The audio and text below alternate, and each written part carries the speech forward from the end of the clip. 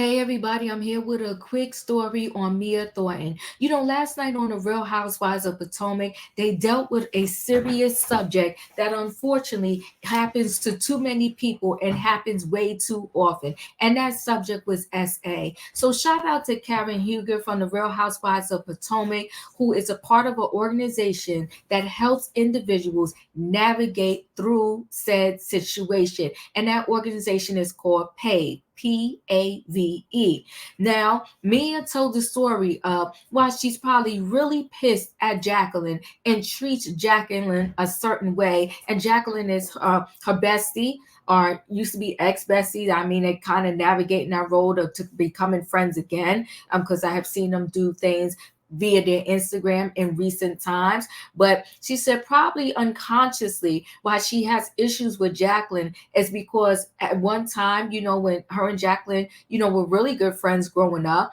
They was at said place, was in a situation. Jacqueline left her, and unbeknownst to Jacqueline, the person that she left Mia with violated her. But how would Jacqueline know that that was going to happen? But Mia is grown enough to now admit that, you know what, probably unconsciously, that is why I have so many issues with Jacqueline. Listen, guys, we're going to get more into this story right after this.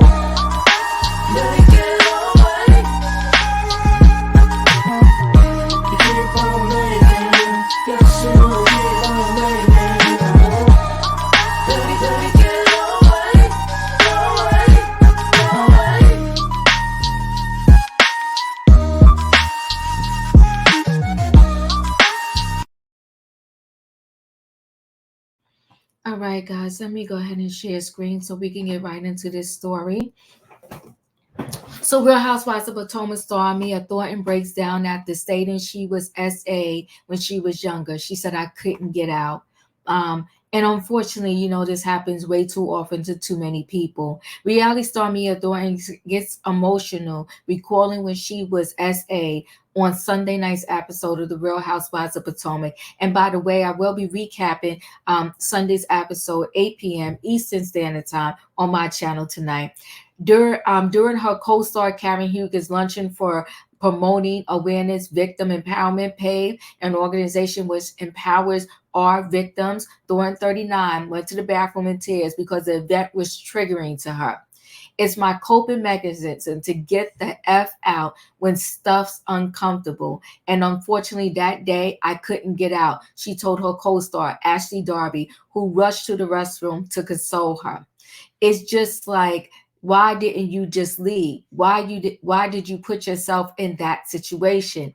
Thornton then admitted that she displaces her anger on her pal Jacqueline Blake, who has also appeared on The Real Housewives of Potomac, because she partially blames her for the incidents since she left her with the assaulter.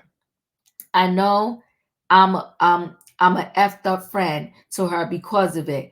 And it's not fair to her. The Bravo star admitted amid tears. She didn't know that was going to happen to me. She trusted her boyfriend. So in an indirect way, I was like, oh, people that maybe people in her circle already know this, but I'm like, wow.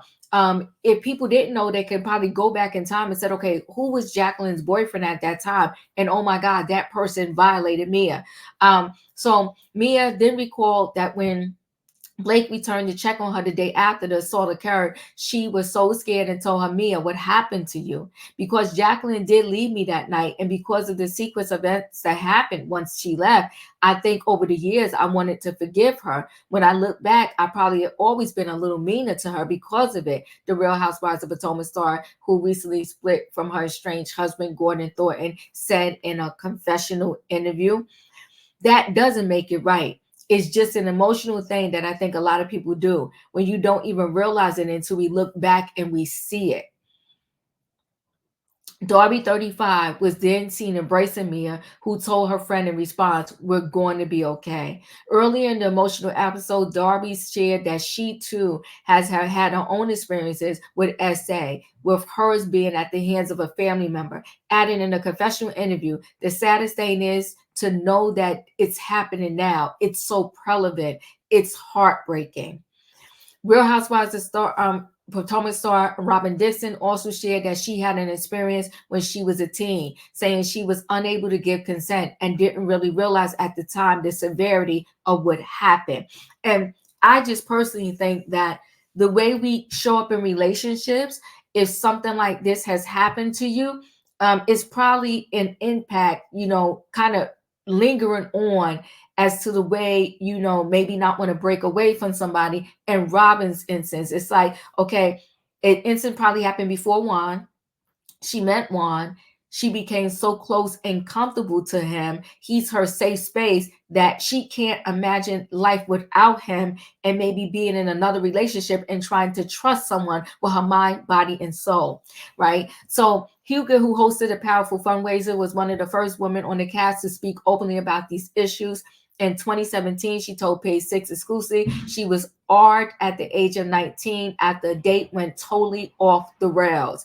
The Ladon Fragrance owner, 60, said at the time, "The fact that I survived is a part of my reality, and I'm hoping this message resonates with the viewers." So praise God to Karen for being a part of this organization. Praise God to Bravo for allowing a segment like this on their show. And thank God for this PAVE organization that helps individuals navigate life after a horrific thing like that has happened to them. And if someone is affected by any of these issues raised in this story, call the SA hotline at 1-800-330-0226. So, a lot of times now with reality TV, it's a lot of the same old, same old. People are getting into arguments over petty stuff. They're fighting over rooms when they go on a vacation. It's like deja vu. It's just a different, version of a Real Housewives, either Potomac, Miami, whatever, right? But when they have moments like this is where I think the magic is. This is where I think like they're getting back to some real stuff. And this is what I think we need more of. So I praise Karen, this PAVE organization, and to all the members of the cast who were brave enough to share the fact that in their experience that like, oh my God, me too, this has happened to me, and how can we prevent it? And I appreciate what's the name? Giselle asked one of the organizers, like, "I'm about to send my daughters to college.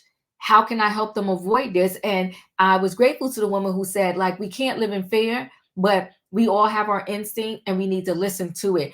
So if your instinct is telling you get out, leave, run, just run, and don't worry about who's going to say something about you or what these individuals are going to think about you. So thank you guys for listening. Listen, y'all know the routine.